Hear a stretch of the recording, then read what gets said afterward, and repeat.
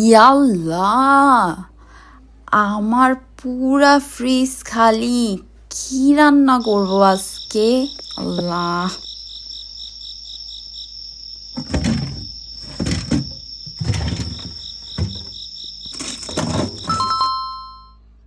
Oh, wow. পাইছি, আজকে ইলিশ মাছ রান্না করব, লাল শাক ভাজি করব আর ইলিশ মাছ রান্না করব কচুর ছড়া দিয়ে। এই কচুর ছড়াটাকে এক এক অঞ্চলে এক এক রকম করে ডাকে। কেউ কচুর মুখী বলে, কেউ ঘাডি বলে, আমরা কচুর ছড়া বলি। ইয়াল্লাহ ইয়াল্লাহ, উল্টায় না কেন? আমি এই মাছ উল্টাতে গিয়ে কতবার কত অ্যাক্সিডেন্ট হয়েছে, তেল উঠা আমার মুখের উপরে পড়ছে, কি হয়েছে না হয়েছে। আমার অনেক ভয় লাগে মাছ উল্টানো আর ডিম উল্টানোটা, অনেক ভয় লাগে আমার। আমি খুব সহজে পাই না।